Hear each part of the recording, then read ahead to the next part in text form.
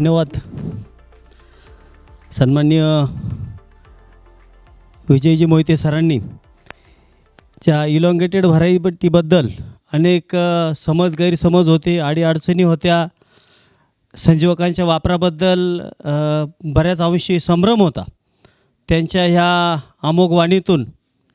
आणि मला वाटतं एक शब्द सुमनांजली हा शब्दप्रयोग अतिशय सूट होईल का त्यांच्या शब्द सुमनांजलीमधून नक्कीच आजच्या येणाऱ्या हंगामामध्ये आमचा जो युवा वर्ग आहे, द्राक्ष उत्पादक आहे, नक्कीच त्यांच्या त्या संजीवक वापरावर बदल करतील यात काही शंकाच नाही.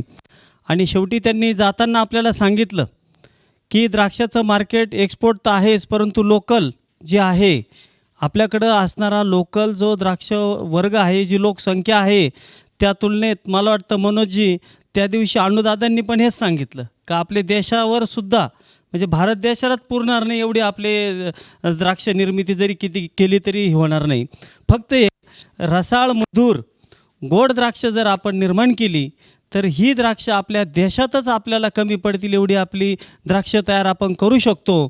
तर ह्यासाठी सुद्धा जे बदल आवश्यक आहे विजय भाऊंनी त्यांच्या अतिशय मार्मिक आणि सहज भाषेत सहज सुलभ शब्दात त्यांनी व्यक्त केलं. मी त्यांच्या ह्या मार्गदर्शनाबद्दल द्राक्ष पंढरी, द्राक्ष विज्ञान मंडळ नाशिक आणि योगेश कृषी सेवाच्या वतीनं तसेच आमच्या समस्त उपस्थित सर्व द्राक्ष उत्पादक बांधवांच्या वतीनं त्यांचं मनापासून आभार मानतो. आणि आता पुढचं जे आपलं ह्या 3 दिवसाची जी शृंखला चालू आहे, योगेश कृषी पंढरीने खास यामध्ये खूप कडी मेहनत घेतली. द्राक्ष पंढरी असेल, द्राक्ष विज्ञान मंडळ असेल, अशा संस्थांना खूप त्यांच्या पाठीशी भक्कम उभं राहून त्यांनी हे सगळं मोठं आयोजन केलं. आणि ह्या आजच्या शृंखलेतलं आजच्या ह्या 3ऱ्या दिवसाचं शेवटचं सेशन की ह्या वर्षी मित्रांनो आपण बघतोय की वरुण राजा आपल्याला सततचा त्रास देतो आहे. अनेक छाटण्या लांबत आहेत, छाटण्यांच्या तारखा मिस होत आहेत. अशा सगळ्या आपण ह्या परत एकदा नैसर्गिक आपत्तीत आपण सापडलेलो आहोत. आणि पुढचे आपला आगामी कालखंड कसा राहील ही फार मोठी समस्या आहे.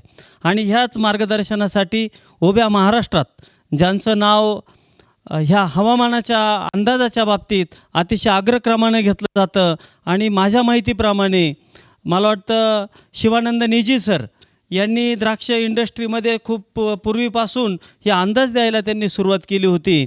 आणि ते आज आपल्याला वेळात वेळ काढून अतिशय त्यांनी आपला अमूल्य वेळ दिला आणि आपल्याला ते आगामी जो कालखंड आहे तो हवामानाचा कसा राहील, आपण छाटण्यांचं कसं नियोजन करावं ह्याविषयी मार्गदर्शन करतील. मी आमंत्रित करतो सन्माननीय शिवानंद निगजी सर.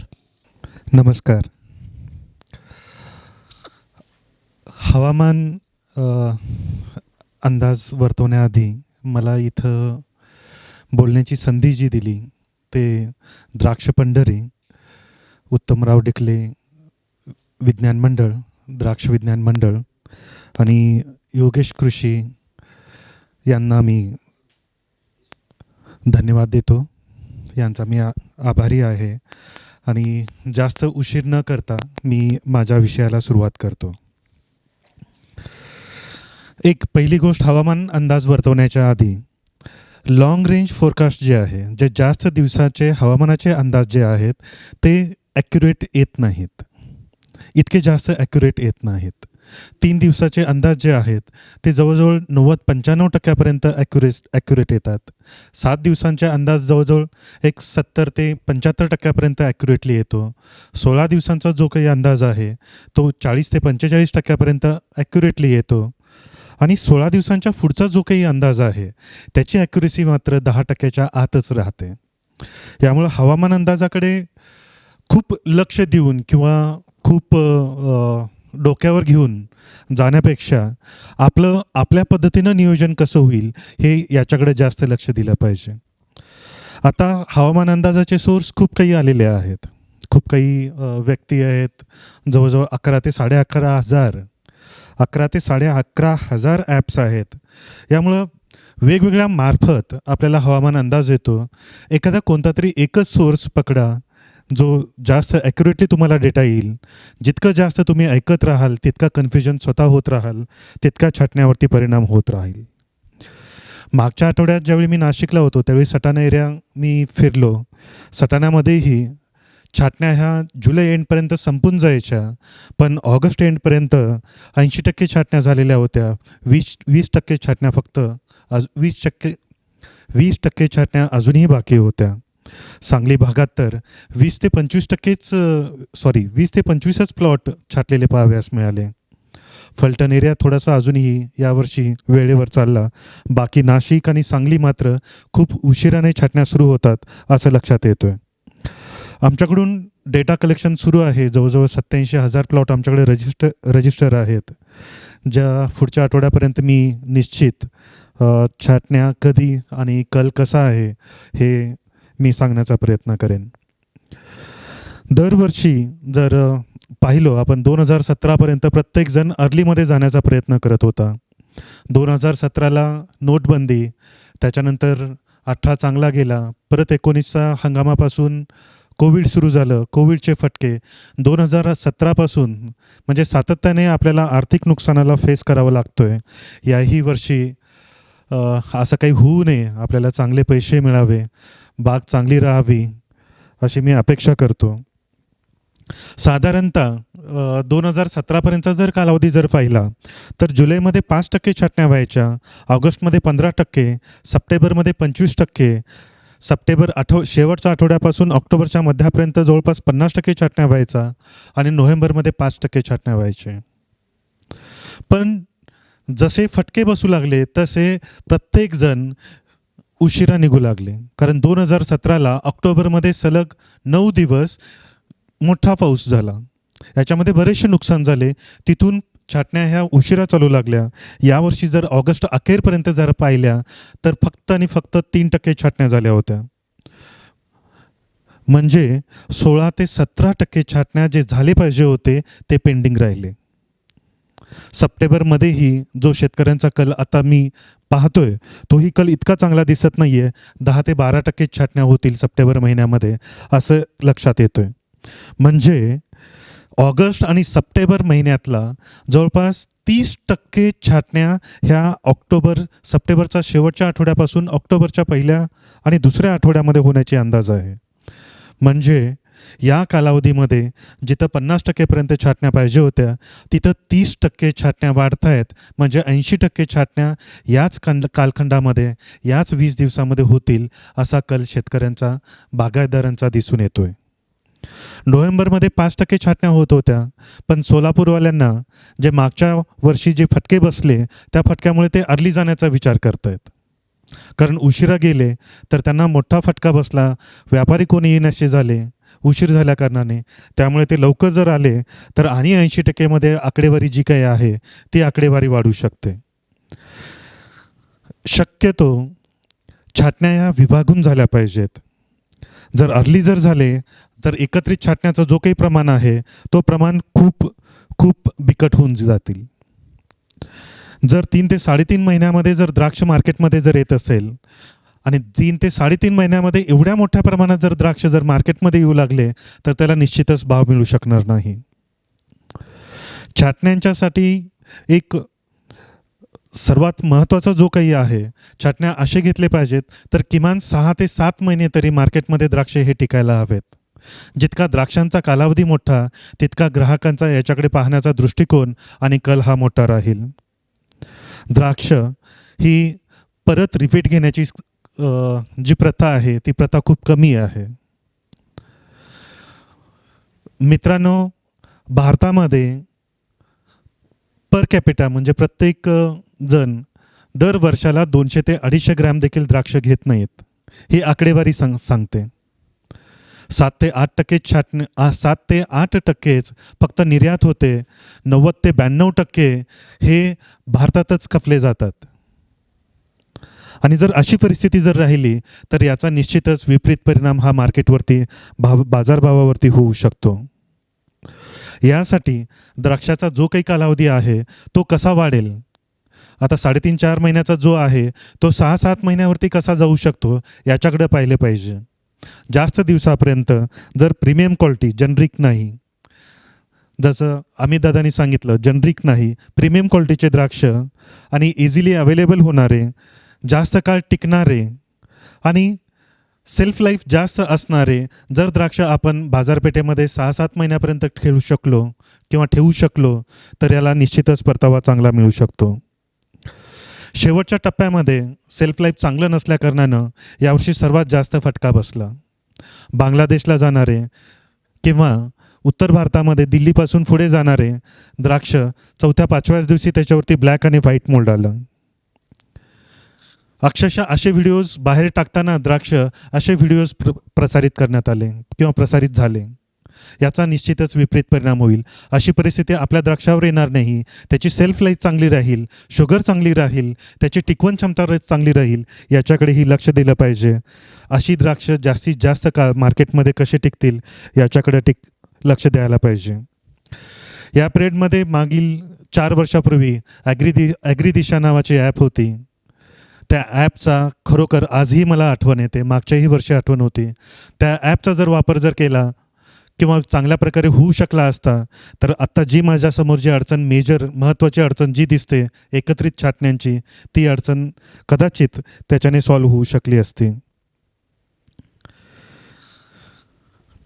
खरं तर मागच्या 2 वर्षापासून द्राक्ष इंडस्ट्री वेगाने बदलताना दिसते. हे बदल आणखी 2 ते 3 वर्ष टिकून राहील असं दिसून येतोय.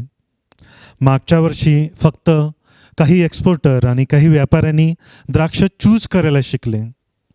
याच्या आधी इतकं चूज केलं जात नव्हतं, पण शुगरला कंपल्सरी करण्यात आलं. शुगरला फक्त कंपल्सरी केल्यामुळे इतक्या लोकांची तारांबळ उडाली. मागे राहिलेला माल हा जास्त राहण्याचा पर्सेंटेज होतं. जर घेणारे घेत आहेत म्हणून देणारे आहेत, जसं बबलूदादांनी काल संध्याकाळी आपल्याला सांगितलं. जर घेणाऱ्यांनी चूज करायला सुरुवात केली तर आपोआपच द्राक्षाची क्वालिटी सुधारेल.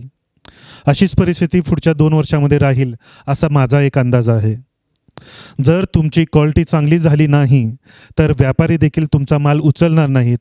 माल कसा चांगला राहील, त्याची सेल्फ लाईफ कसं राहील, त्याच्यावरती ब्लॅक मोल्ड अथवा व्हाईट मोल्ड येणार नाही, याकडे आपल्याला काळजीपूर्वक लक्ष द्यावे लागेल. मॅक्झिमम एक्सपोर्टर हे मागच्या 2 वर्षापासून लॉस सहन करतायत. यासाठी यावर्षीही ते दुय्यम दर्जाचे द्राक्ष घेणार नाहीत. हे मानसिकता सुरुवातीपासूनच आपण लक्षात ठेवलं पाहिजे. जे दूर अंतरावरचे व्यापारी आहेत त्यांनीही हा लॉस सहन करणार नाही. त्यामुळे त्यांना जर चांगला माल हवा असेल, मार्केटची जी नीड आहे त्याच पद्धतीनं आपल्याला द्राक्ष तयार करावी लागतील.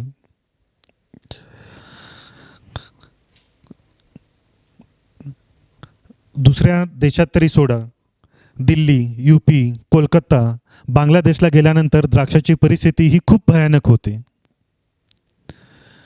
सुरुवातीच्या काळामध्ये. याचा निश्चितच विपरीत परिणाम हा मार्केटवरती झाला. सोलापूरकरांना तर खूपच मोठा फटका बसला. सोलापूरमधून मुंबईला जाईपर्यंत 3ऱ्या दिवशीच त्याच्यावरती बुरशी आली. याचा निश्चितच विपरीत परिणाम तिथल्या लोकांना म्हणजे माल असतानाच छाटणी घ्याव्या लागल्या. असे पुढे होणार नाही किंवा लोड मापात राहील, मनीची संख्या निर्धारित राहील असंच आपलं नियोजन हवी. एक लक्षात घ्या, मागच्या 2 वर्षापासून जे काही परिस्थिती होते ती परिस्थिती जर पाहिली तर तुमची द्राक्ष जर चांगली असतील तरच मार्केटमध्ये जास्त वेळ किंवा मार्केटमध्ये व्यापारी हे टिकतील, व्यापारी राहतील आणि व्यापारी तुमच्याकडे येतील. जर माल दुय्यम दर्जाचा असेल, लोड जास्त असेल तर बाहेरूनच बाय करणारी लोकांची संख्या इथून पुढच्या काळामध्ये जास्त राहील.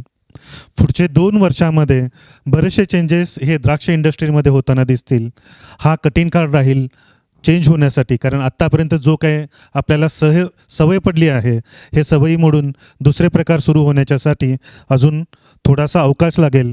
पण जो काही दिसतोय माझ्यासमोर किंवा नजरेसमोर 2025-26 पासून द्राक्षाला सुवर्ण काळ असेल. द्राक्षाची निर्यात होणाऱ्यांची संख्या, निर्यात करणाऱ्यांची संख्या ही जास्त असेल. हे बेसिक्स झाले. आता मी माझा मूळ मुद्दा जो आहे हवामान अंदाजाकडे वळतो. मित्रांनो, तुमचा जास्त वेळ घेणार नाही, पण एक लक्षात घ्या, हवामान अंदाज हा अंदाज म्हणूनच पहा. ह्या हवामान अंदाजाच्यासाठी किंवा ह्या हवामान अंदाजावरती आपण छाटणीच्या तारखा पुढं पाठीमागं करणं हे शक्यतो किंवा निर्धारित करणं हे करू नका. जर प्लॉट असतील तर ऑलरेडी फक्त आणि फक्त 3% छाटण्या आहेत. छाटण्याचं नियोजन इथून पुढच्या काळामध्ये वेगाने करावं लागेल, नाहीतर आपल्याला याचे परिणाम म्हणजे पूर्ण द्राक्ष इंडस्ट्रीला भोगावे लागतील. सध्या लानिनोचा परिणाम आहे. लानिनो म्हणजे ऑस्ट्रेलियाच्या उत्तर भागामध्ये समुद्राच्या पृष्ठभागाचं तापमान हे अधिक आहे आणि पेरूजवळचं तापमान हे कमी आहे. अशी परिस्थिती ज्यावेळी तयार होते त्यावेळी आपल्या विभागामध्ये पाऊस हा जास्त होतो. पण आता जी लानिनोचा जो सेशन सुरू आहे तो जवळजवळ सप्टेंबर 2020 पासून सातत्याने टिकून आहे.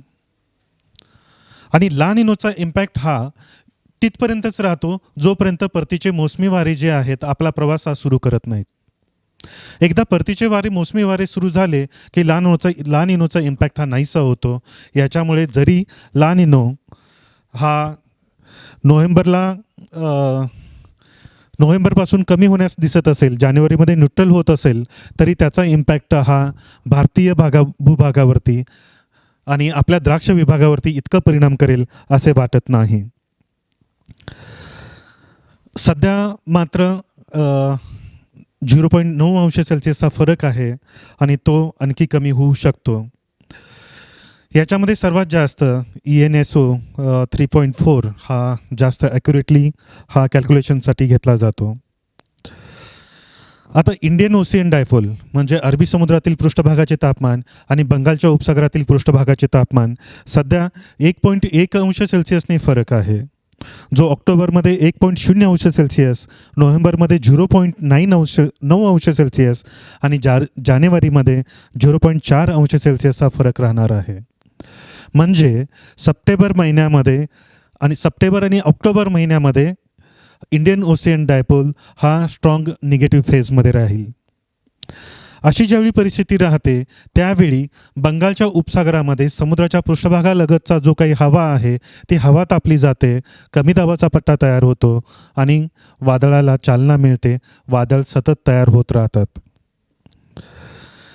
यावर्षी जर इंडियन ओशियन डायपोलची हालचाल आणि बाकीच्या इतर त्याला सबस्टिट्यूट असणाऱ्या गोष्टी जर पाहिल्या तर 10 ते 15% वादळ यावर्षी जास्त असू शकतात सप्टेंबर आणि ऑक्टोबर महिन्यामध्ये. MJO Madden Julian oscillations हे न्यूट्रल राहतील असा एक बेसिक अंदाज आहे. इतकं जास्त फरक राहणार नाही. MJO एक सिंपल सांगतो, एका साईडनं पाऊस पडत गेला, सुरू झाला की तो दुसऱ्या बाजूला पास होतो. आपण म्हणतो एका गावातून आला, तिकडून आला, इकडून आला, या डोंगरावरून आला. तशीच आहे, पण ती मोठ्या स्केलवरती राहते.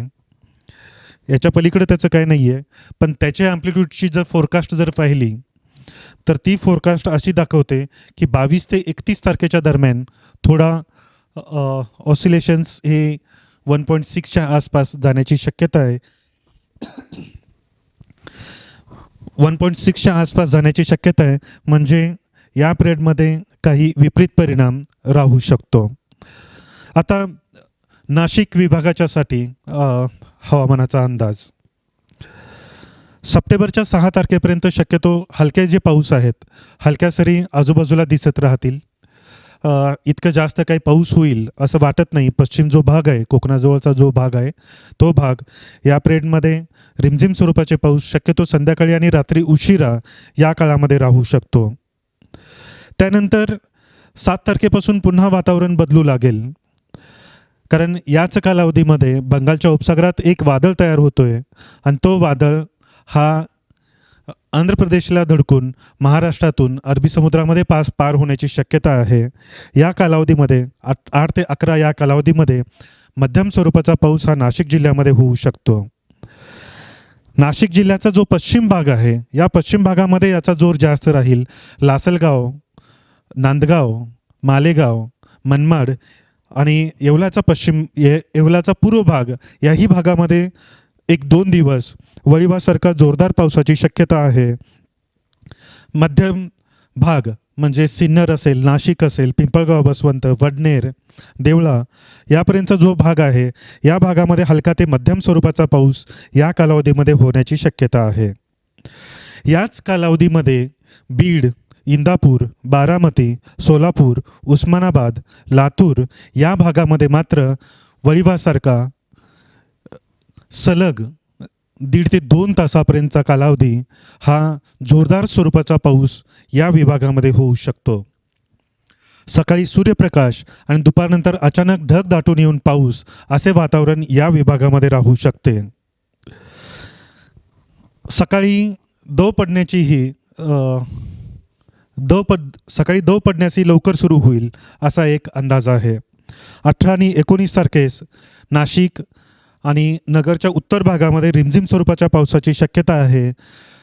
साताऱ्याचा पश्चिम भाग, सांगलीचा पूर्व म्हणजे जतजवळचा भाग, मिरज जवळचा काही बेळंकी साईडचा भागात एक हलक्या स्वरूपाचा पाऊस या कालावधीमध्ये राहू शकतो. नाशिक भागात काही जास्त पाऊस या काळात होईल असे वाटत नाही. वातावरण मात्र ढगाळ राहू शकते. 25 ते 30 तारखेच्या दरम्यान कदाचित या पिरियडमध्ये एमजेओ ॲक्टिव्ह राहील आणि एखादा वादळही सक्रिय राहील. या काळामध्ये मात्र मध्यम स्वरूपाच्या पावसाची शक्यता आहे. 25 ते 30 तारखेच्या दरम्यान.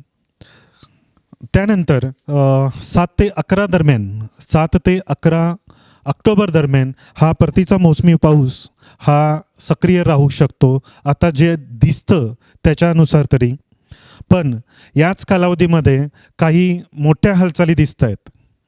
म्हणजे एखादा वादळ तयार होईल असा एक बेसिक आकडेवारी जी आहे, लॉंग रेंज आकडेवारी NOAA रेडी या मॉडेलच्या नुसार, जर तो डीप डिप्रेशन तयार झाला तर 14 ते 18 तारखेच्या दरम्यानमध्ये महाराष्ट्रामध्ये सक्रिय राहू शकतो. माझ्या मते, माझ्या अनुभवानुसार 7 ते 11 तारखेदरम्यानच राहील.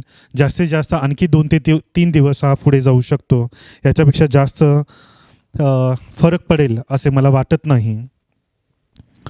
नोव्हेंबरचा दुसऱ्या आठवड्यामध्ये वातावरण थोडंसं ढगाळ दिसतं, पण नाशिक भागात इतकं काही फरक पडेल किंवा इतकं काही त्रासदायक असेल असं आत्ताच्या आकडेवारी जी आहे त्या आकडेवारीवरून दिसत नाही. जानेवारीचा दुसरा आठवडा ही वातावरण थोडंसं हलकेसे ढगाळ राहू शकतं. डिसेंबर आणि जानेवारीचे दुसरे आठवडे याही पिरियडमध्ये काही जास्त त्रास होतील असे वाटत नाही, पण वातावरण थोडंसं ढगाळ होऊ शकतं. यावर्षी ऑक्टोबरचा जो हीट आहे तो हीट आपल्याला मागे 2 वर्ष जो मिळाला नाही, या तसं काही होईल यावर्षी असं वाटत नाही. ऑक्टोबरचा हीट चांगला मिळू शकतो. इनफॅक्ट सप्टेंबरच्या मध्यावर देखील चांगली सूर्यप्रकाशामुळे टेम्परेचर वाढताना दिसू शकतं. ऑक्टोबरचा हीटमध्ये नाशिक जिल्ह्याचा जो पूर्वेकडचा जो भाग आहे या भागामध्ये 38°C तापमान जाऊ शकतो. सांगलीला 10 ते 11 तारखेदरम्यान 10 ते 11 सप्टेंबरच्या दरम्यान चांगल्या पावसाची शक्यता आहे. त्यानंतर सप्टेंबरच्या 26 ते 6 ऑक्टोबरपर्यंत चांगला पाऊस होऊ शकतो. त्यानंतर 14 आणि 15 तारखेलाही वळवासारखा दुपारनंतर विजांच्या कडकडाटासह पावसाची शक्यता आहे. त्यानंतर 19, 20 आणि 21 तारखेस वातावरण ढगाळ राहील, पण चांगल्या पावसाची शक्यता नाही. अशीच काहीशी परिस्थिती सोलापूर भागाचीही दिसते. या सध्या रिटर्न मान्सूनच्या संदर्भामध्ये सर्वच जण विचारत आहेत, पण जर राजस्थानचा पश्चिम भाग जर पाहिला तर इतकं काही हालचाली मोसमी पावसाच्या वाटचालीसाठी इतकं काही हालचाली राहतील असं वाटत नाही. साधारणतः 11 तारखेदरम्यान तेथील तापमान हा चेंज होऊ लागेल, हवा चेंज होऊ लागेल, हवेची दिशा बदलेल. त्याच्यानंतर पुढचे 5 दिवस म्हणजे 16 ते 17 तारखेच्या दरम्यान आपला प्रवास हा राजस्थानमधून सुरू होईल किंवा जाहीर होईल असा एक अंदाज वाटतो. त्या एरियामध्ये पाऊस जरी कमी असला तर मोसमी वाऱ्याची रिटर्न येण्याची जी वाटचाल आहे ती 16-17 सप्टेंबरच्या दरम्यानमध्ये राहू शकते. पण वातावरण मात्र शुष्क होण्यास 11 तारखेपासूनच सुरुवात होईल, 11 सप्टेंबरपासून सुरुवात होईल असे वाटते. अवकाळी पावसांची संख्या सध्या मागच्या वर्षी जितकं त्रास दिला तितकं त्रास याही वर्षी देईल असं वाटत नाही. पण इंडियन ओशियन डायपोल हा निगेटिव्ह फेजमध्ये असल्याकारणाने हे वादळ आणि वादळ नसतील तरीही बाष्पयुक्त ढग हे तयार होतच राहतील. जोपर्यंत निगेटिव्ह फेजमध्ये आहे तोपर्यंत बर्डन हा राहणारच आहे. पण जितकं मागच्या 2 वर्षामध्ये त्रास झाला तितका यावर्षी त्रास होईल असं या स्टेजला तरी सध्याची जी आकडेवारी आहे त्या आकडेवारीवरून तरी बिलकुल दिसत नाही. आता डिसीज फोरकास्ट जर करायचे जर झाले तर पश्चिमेकडचा जो काही भाग आहे तो सर्व भाग म्हणजे पिंपळगाव बसवंतपासून जो पश्चिमेचा भाग आहे, दिंडोरी, कळवण, सटाणा, त्याच्यानंतर सिन्नर, नाशिक शहर, यासोबतच जुन्नर, नारायणगाव, वाळवा, या जो भाग आहे या भागामध्ये जवळजवळ ऑक्टोबरच्या मध्यापर्यंत पाऊस अथवा दव, सकाळचे दव यांच्यामुळे पाने हे जवळजवळ 5 ते 6 तासापर्यंत ओले राहण्याची शक्यता आहे. आणि अशी ज्यावेळी परिस्थिती राहते अशा वेळी डावणी रोगाचा प्रादुर्भाव प्रामुख्याने मोठ्या प्रमाणात दिसू शकतो. डावणी हा या विभागामध्ये जास्त त्रासदायक राहील असे सध्याची आकडेवारीवरून दिसते. त्यानंतर हलकी जी जमीन आहे, माळ भागातले जे बागा आहेत या भागामध्ये करपा हा जास्त त्रास देईल. उस्मानाबाद, त्याच्यानंतर सोलापूर, जत, कवठेमहांकाळ, आटपाडी, त्यानंतर साताऱ्याचा पूर्व भाग, बारामती, श्रीगोंदा, पारगाव, निफाड, त्याच्यानंतर सटाणा, देवळा या ज्या भागामध्ये, मालेगाव, चांदवड ह्या भागामध्ये करपा यावर्षी जास्त त्रास देईल असे वाटते. बाकी किडींचा काही असं इतकं काही जास्त असं चेंजेस आता सध्याच्या स्टेजला तरी काही दिसत नाहीत, पण रोगांची परिस्थिती या पद्धतीनं राहू शकते.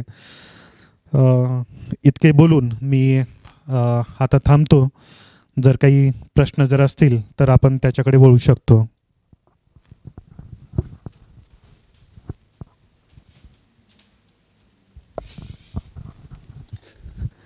धन्यवाद सर.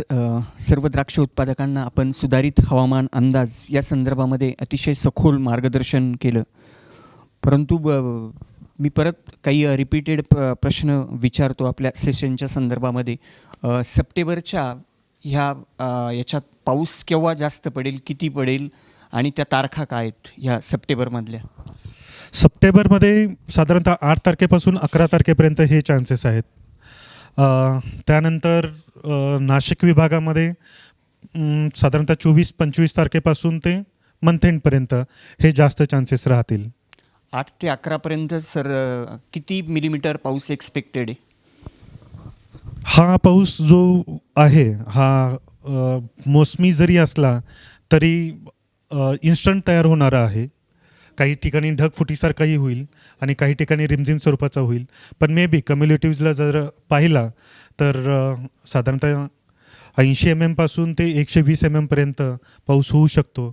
निफाड एरियामध्ये साधारणतः 40 ते 65 mm पर्यंत होऊ शकतो. नाशिक विभागात किती होईल 8 ते 11मध्ये अंदाजे?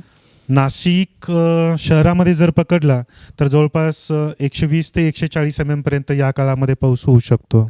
8 ते 11?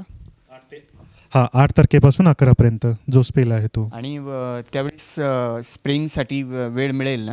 हो, 100%. कारण इथून पुढचे जे काही आहेत ते सकाळी सनलाईट आहे, सकाळी सूर्यप्रकाश आहे आणि दुपारनंतर ढगांची गर्दी वाढेल आणि लोकल परिस्थितीनुसार पावसाचा जो जास्त पावसाचा एरिया जो आहे तो इतकं जास्त राहणार नाही. कमी एरियामध्ये कमी कालावधीमध्ये जास्त पाऊस असं वातावरण या पिरियडमध्ये राहील. आणि त्यानंतर परत केव्हा सुरू होईल? परत 11पासून किती गॅप मिळेल आणि परत सुरू केव्हा होईल पाऊस? 11 नंतर मला इतकं जास्त काही फरक पडताना दिसला नाही. तोही एक लो प्रेशरचा आहे, तो लो प्रेशरचा झोन बाजूने जाताना दिसतोय, त्याचा इम्पॅक्ट याच्यावरती आहे. आणि त्याच्यानंतर साधारणतः जर काही लो प्रेशर डेव्हलप होताना तरी दिसतात बंगालच्या उपसागरामध्ये. पहिला लो प्रेशर हा 7 तारखेला तयार होतोय, दुसरा लो प्रेशर हा 14 तारखेला होतोय, तिसरा 19 तारखेला आहे आणि चौथा जो आहे तो 27 तारखेच्या दरम्यानमध्ये लो प्रेशर तयार होताना दिसतोय. जर हे वादळ जर इम्पॅक्ट आत्तापर्यंत आपल्याकडे जर आले नाहीत तर 24 तारखेपर्यंत कालावधी हा चांगला आहे. सूर्यप्रकाश चांगला राहील जवळपास 4 ते 6 तासापर्यंत आणि दुपारचं तापमान जे आहे जवळजवळ 36 ते 37 अंश सेल्सिअसपर्यंत जाऊ शकतो.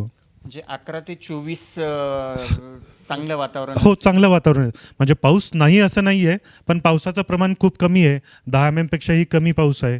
त्यामुळे इतकं जास्त काही त्रास देईल असं या स्टेजला वाटत नाही. पण एक मात्र आहे, 3 ते 4 दिवस या पिरियडमध्ये दौत खूप जास्त राहू शकतं. पण पाऊस फार हां, कमी. पावसाचं कमी प्रमाण असेल. आणि त्यानंतर परत त्यानंतर परत जो आहे तो ऑक्टोबरमध्येच दिसतोय. साधारणतः 6 तारखेपासून ते वातावरण चेंज होण्यास सुरू होईल. रिटर्न मान्सून आत्ता जी आकडेवारी आहे त्या आकडेवारीनुसार 7 ते 11 तारखेदरम्यान ॲक्टिव्ह राहील.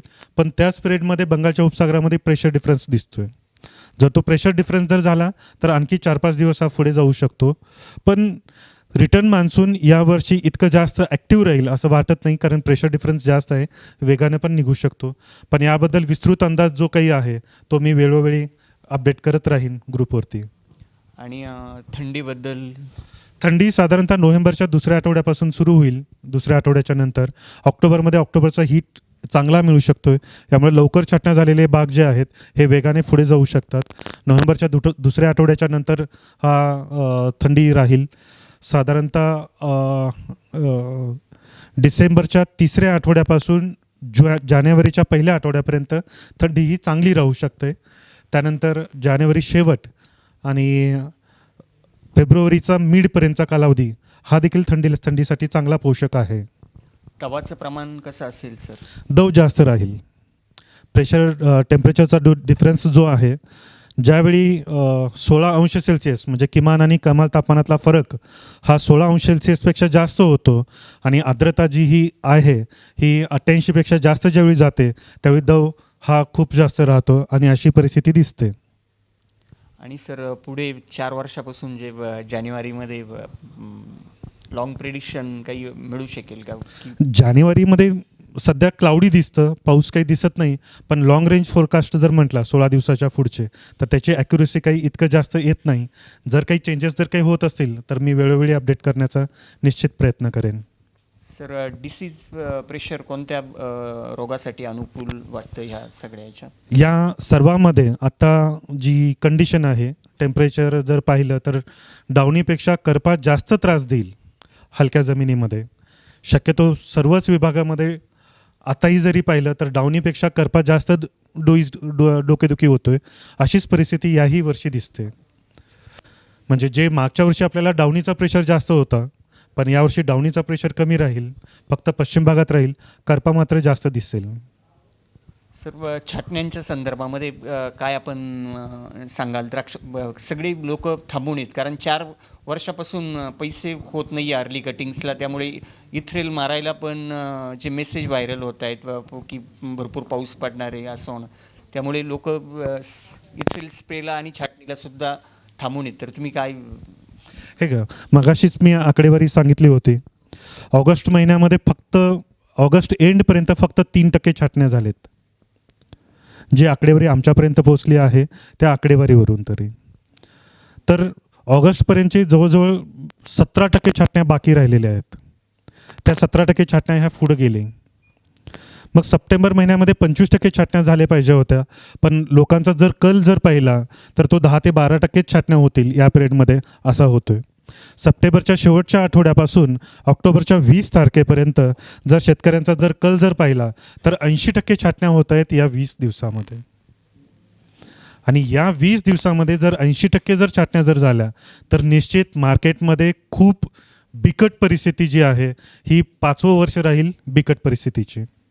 कारण एक्सपोर्टर असो किंवा लाँग रेंज जे खरेदी करणारे जे व्यापारी असो, ह्यातले कुणीही दुय्यम दर्जाचे, कारण मागच्याही वर्षी त्यांना नुकसान झाल्या कारणानं याही वर्षी ते दुय्यम दर्जाचे माल घेतील असं मला बिलकुल वाटत नाही. कारण एखाद्या व्यक्तीला एखादा माल घेतल्यानंतर त्यांना नुकसान समोर दिसतोय तर ते परत घेतील असं बिलकुल वाटत नाही आहे. त्यासाठी लिमिटेड लोड घेऊन आणि थोडंसं रिस्क घेऊन जर जास्त जर प्लॉट असतील तर त्यातलं एक प्लॉट आता सध्या सुरू करायला काही हरकत नाही असं एक मला वाटतं. सेफ साईडला जायला हवं, मी नाही असं म्हणणार नाही, पण जर समजा सेफ साईडला जायला जाऊन जर 80% छाटण्या एकत्र झाल्या तर मार्केट कधीच नाही टिकू शकत. त्यात जर हलक्या दर्जाचे मार्केटमध्ये जर गेले तर याचा 100% विपरीत परिणाम जो आहे तो विपरीत परिणाम होऊ शकतो. मग हे सर्व बघता आपण काय छाटण्यांमध्ये बदल करण्याचे सजेशन्स? ज्यांचे प्लॉट जास्त आहेत त्यांनी तयार करायला हरकत नाही. जर काडी चांगली जर असेल, काडी परीक्षण करून किंवा स्वतःची जर खात्री जर असेल तर एक एक एक एक प्लॉट आपण छाटणी करायला सुरुवात करायला काही हरकत नाही. जर शक्य असेल तर आणखी डिले करा, एकतर 20 ऑक्टोबरच्या नंतर किंवा 25 सप्टेंबरच्या आतमध्ये घेण्याचा प्रयत्न करा, कारण त्याच कालावधीमध्ये सर्वात जास्त छाटण्यांच्या तारखा आता नोंद होताना दिसत आहेत. सर, ह्या 4 वर्षाचा सिनेरिओ बघता आपण द्राक्ष बागायतदारांना एक काय आव्हान कराल? तुम्ही जे बघतायत 4-5 वर्षापासून काय होतंय, तर हे सगळं बघता काय एक सांगायची गोष्ट तर अशी आहे, 2017 पासून सातत्यानं नुकसान सहन करावं लागतोय. बऱ्याच शेतकऱ्यांचे नियोजन चुकीचे होतोय. त्यातच व्हायरल होणारा लोड जो आहे की मी 20 टन, मी 15 टन, हा जे कॉम्पिटिशनसाठी उतरणं आणि नंतर शेवटच्या टप्प्यामध्ये जाऊन अडकणं, हेही वर्ष चांगला मालच फक्त खुडला जाईल. यासाठी तुम्ही स्वतःहून प्रिपेअर करा, स्वतःहून चेंज करा. द्राक्ष इंडस्ट्री खूप वेगाने बदलत चाललेली आहे. नवीन व्हरायट्या येत आहेत. पुढचे 2 वर्ष हे आपल्याला आणखी चेंज करून घेण्यामध्ये, ॲडजस्टमेंट होण्यामध्ये निघून जातील. पण जे काही मार्केटमध्ये चेंज जे होताना जे दिसत आहेत ते जर पाहिलं तर 2025-2026 पासून द्राक्ष इंडस्ट्रीला सुवर्णकाळ राहील. खूप वेगळी परिस्थिती राहील. कदाचित 11%पेक्षाही जास्त द्राक्ष एक्सपोर्टला राहतील. लोकल मार्केट देखील चांगला राहील. नवीन इम्पोर्टेड व्हरायट्या बऱ्याचशे पसरलेल्या राहतील असं वाटतो. एकच आहे शेवटपर्यंत, कारण प्रत्येक जणांनी सांगितलं द्राक्ष खाण्यासाठी बनले पाहिजेत, खाण्याच्या लायकीचे बनले पाहिजेत. निश्चितच एकदा खराब माल जर एखाद्या व्यक्तीने जर घेतला तर तो पुन्हा 2 महिने पुढचे तरी तो तिकडे वळत नाही. भारत हा खूप मोठा मार्केट आहे. 135 कोटीची लोकसंख्येचं मार्केट आहे. पर हेड आत्ता फक्त 200 ते 250 ग्रॅमच खरेदी केलं जातं. इमॅजिन करा, याच्यात जर 100 ग्रॅम जरी वाढलं तरी प्रत्येकांना 80 रुपये किलोच्या खाली दर मिळणार नाही. 80 रुपये किलोच्या वरच त्यांना निश्चित रेट मिळेल. पण तितकी क्वालिटी पाहिजे की 250चं साधारणतः 350 ग्रॅम इतकंपर्यंत जरी गेलं तरी मार्केट खूप मोठं आहे. अजून इतकी कॅपॅसिटी आहे. काही देश तर किती, नेदरलँडसारख्या देशामध्ये पर हेड 16 ते 17 किलोपर्यंत कन्झम्पशन आहे. आणि भारताचं किती आहे? 200 ते 250 ग्रॅम. तो फक्त 500 ग्रॅमवरती जर नेला आणि आहे तेवढी इंडस्ट्री परत जरी वाढली तरी ती कंझ्युम करण्या एवढी ताकद असेल. पण त्या कृतीचे द्राक्ष बनले पाहिजेत. आणि आतापर्यंत कसं होतं, जसं काल बबलूदादांनी सांगितलं, घेणारे आहेत म्हणून देणारे आहेत. आता घेणारे जे आहेत त्यांना 2 वर्षापासून चांगला फटका बसला आहे.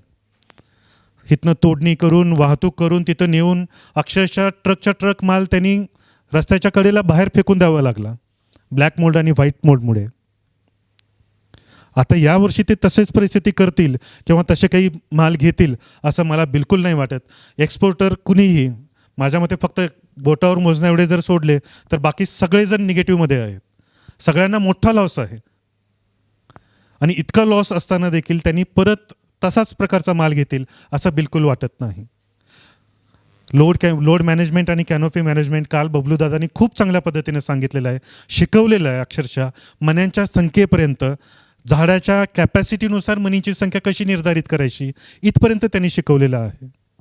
जितकं तुम्ही हव्यासापोटी असो किंवा मी काही दुसरे शब्द वापरू शकत नाही आता, जितकं तुम्ही खराब कराल स्वतःच्यासाठी तेवढी इंडस्ट्री खालती येईल एवढं मात्र निश्चित आहे.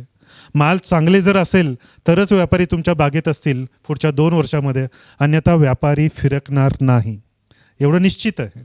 कारण सुरुवातीच्या काळात मागच्या वर्षी सीझनची जी काही सुरुवात झाली त्या सीझनला सुरुवातीलाच पहिल्यांदाच निगेटिव्हला गेलो, कारण ब्लॅक मोल्डचे मोठे पिक्चर जे आहे ते पिक्चर्स व्हायरल झाले. एक गोष्ट मागच्या वर्षी फक्त ब्रिक्सची कंपल्सरी केली गेली. शुगर लेवल असेल तरच हार्वेस्टिंग होईल. किती मोठा गोंधळ सुरू झाला होता. किती उशिरापर्यंत, काही लोकांना तर 20-20 दिवस जास्त माल ठेवावं लागले.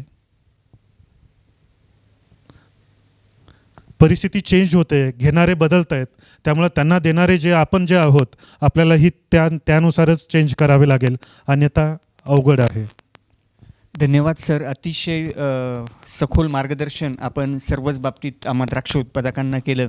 मी सर्व द्राक्ष उत्पादकांच्या वतीने आपले खूप खूप आभार आणि धन्यवाद मानतो. थँक्यू.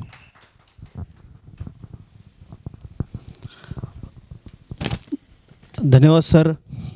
अतिशय मौलिक आणि महत्त्वाची माहिती आपल्या आजच्या ह्या भाषणातून सर्वांना मिळाली. कारण प्रत्येकजण आकाशाकडं डोळे लावून बसला आहे की वातावरणाची काय अवस्था राहील, आणि बहुतेक जेवढे हवामान तज्ज्ञ आहेत ते त्यांच्या परीनं माहिती देत आहेत. परंतु आता सगळ्यांना भीती आहे की सर की छाटण्या आजही थांबल्या. तुम्ही सांगितलं आहे 2 का 3% छाटण्या झाल्या, तीच अवस्था आता आहे.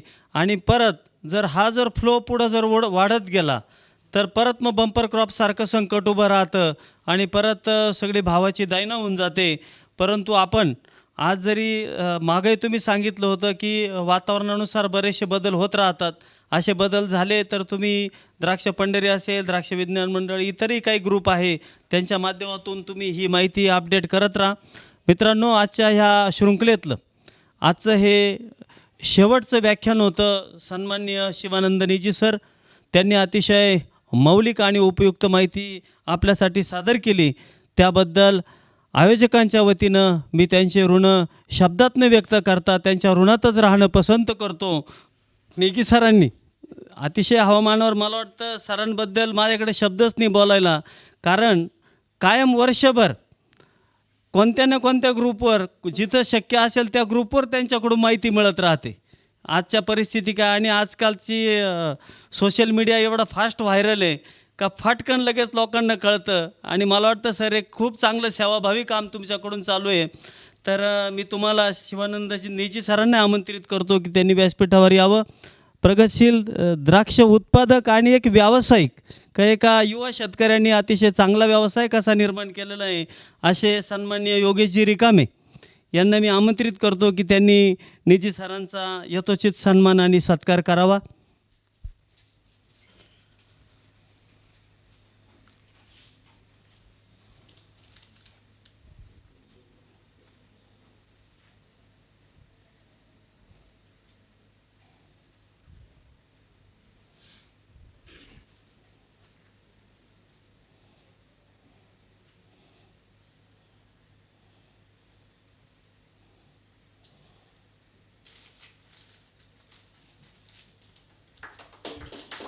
मनापासून धन्यवाद. अशा प्रकारे आजच्या ह्या द्राक्ष पंढरी, द्राक्ष विज्ञान मंडळ, उत्तमराव ढिकले कृषी विज्ञान मंडळ आणि योगेश कृषी सेवा की ज्यांनी सलग 8व्या वर्षाचा आजचा हा जो शृंखला आहे ही त्यांच्या माध्यमातून इथं पार पडते. एक मोठं समाजसेवेचं व्रत घेऊन ते हा जो उपक्रम करत आहेत. नक्कीच उभा महाराष्ट्रातला द्राक्ष उत्पादक त्यांच्या याला ग्रेट सॅल्यूट केल्याशिवाय राहणार नाही. कारण इतका मोठा हा कार्यक्रम करणं इतकं काही सोपं नाही आहे. सगळे वक्ते वगैरे व्यासपीठावर आणणं, सगळी माहिती जमा करणं, त्याबद्दल मी खास करून द्राक्ष पंढरी आणि द्राक्ष विज्ञान मंडळ संस्थांच्या वतीनं योगेश कृषीचं मनापासून मी धन्यवाद करतो की त्यांनी अतिशय एक समाजसेवी, एक समाजासाठी, द्राक्ष उत्पादकांसाठी अतिशय उपकृत असा हा उपक्रम सुरू केला. त्यांना मी मनापासून इथं धन्यवाद देतो. आणि तसेच ह्या सगळ्या उपक्रमासाठी ज्यांनी आवर्जून असं आपल्याला मदत केली, प्रत्येक वेळेस ह्या अशा उपक्रमांना कोणी ना कोणी एक मदतीचा हात म्हणून उभं राहतं.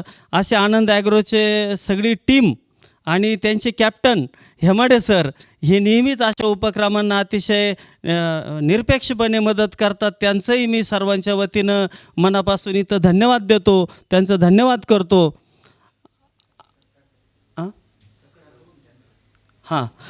मी व्यासपीठावर आमंत्रित करतो हेमाडे सर, आपण व्यासपीठावर यावं.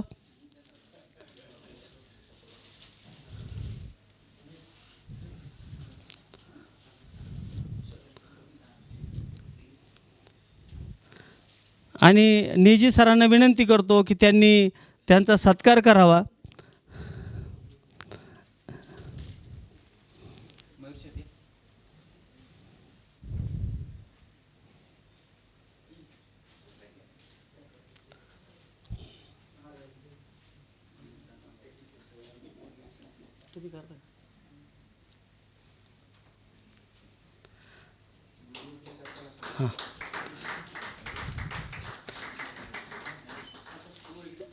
यानंतर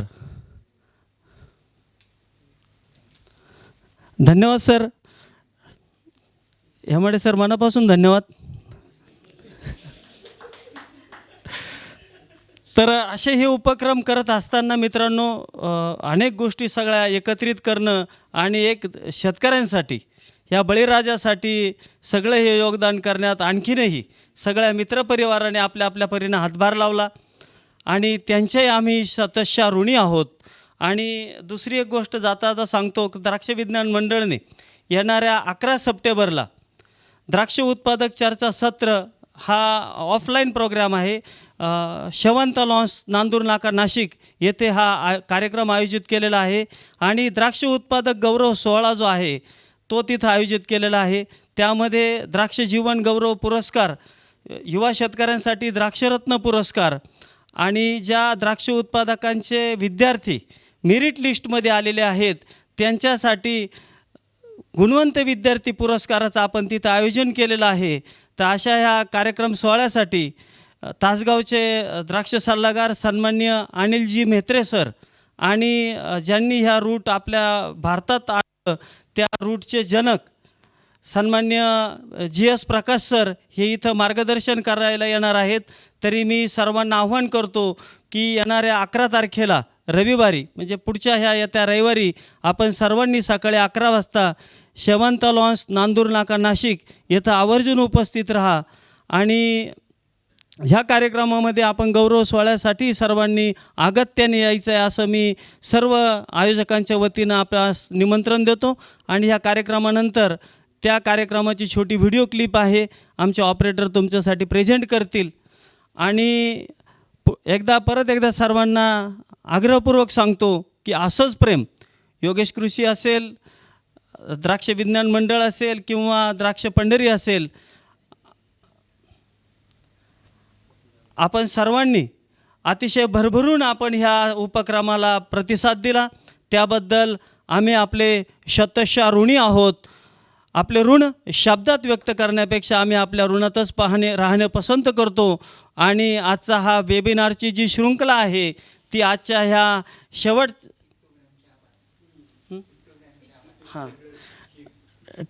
ठीक आहे. मित्रांनो, ज्यावेळेस कोणताही हा उपक्रम आपण करत असतो त्यावेळेस त्याची जी टेलिकास्ट करणारी जी टीम असते त्यांचे एफर्ट्स असतात हे अतिशय प्रभावी असतात. आणि इतकं सुसूत्र असं तुमच्यापर्यंत जे हे सगळे कार्यक्रम ही शृंखला पोहोचली त्यासाठी काम करणारी टीमला मी आमंत्रित करतो. पिक्टोग्रॅमची जी टीम आहे त्यांना मी आमंत्रित करतो की त्यांनी पण व्यासपीठावर यावं.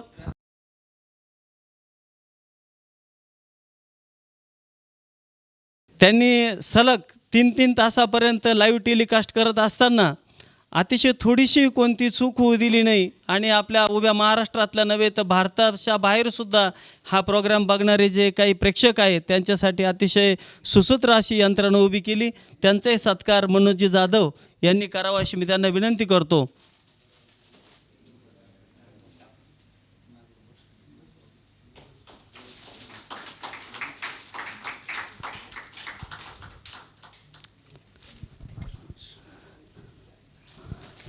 काही बोलायचं?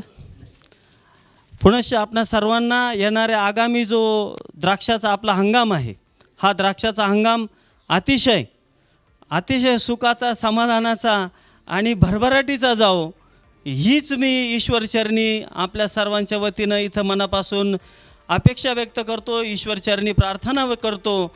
आणि शेवटी जाता जाता इडापिडा टळो आणि बळीचं राज्य येवो हीच मनोकामना व्यक्त करतो आणि थांबतो. मनपूर्वक धन्यवाद.